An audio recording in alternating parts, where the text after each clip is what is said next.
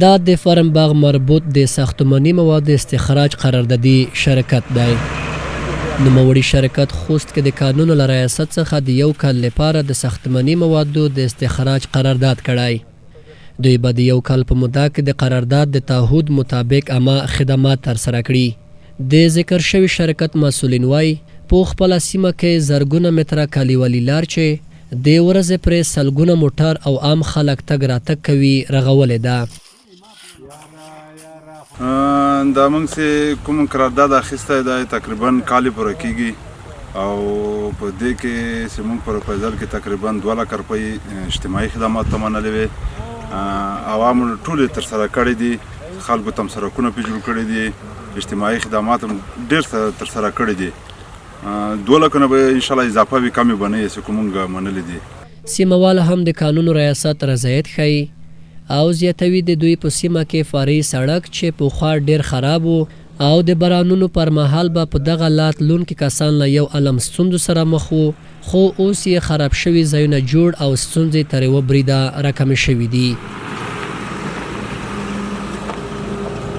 د مدن ریاست څخه هم ډیره مننه کوو چې نوموړی سړک یې د یو قراردادي په لاس موږ ته ورغولو، چون ډیر خراب و، د خلکو ستونزې زیاتې وې د رفت آمد په مهال.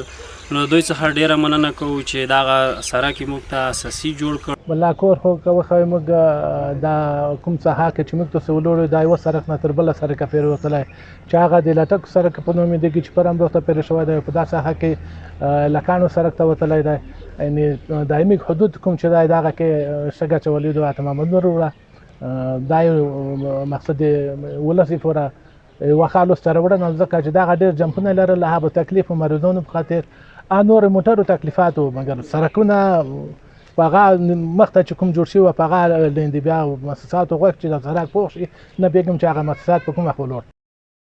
هاخوا بیا خوست کې د قانون ریاست چارسنبلی وایي دوی په دغه ولایت کې یو شمېر کانونه او ساختماني مواد استخراج خصوصي شرکتونو ته په قرارداد ورکړي چې د ولسي کسانو د بوختیا ترڅنګ تیر کال 80 میلیونه افغانۍ عواید یې د دولت خزانې ته له دې لارې ورکړي. تقریبا موږ 4 قراردادونه فعال د معدني موادو د کرومایټ لرو چې یو په ورژله کې دی، یو 2 د ګربزو د زنشورو په ساحې کې دي او یو د ززي میدان ولسوالۍ د لنډیرو کلي په ساحه کې دی.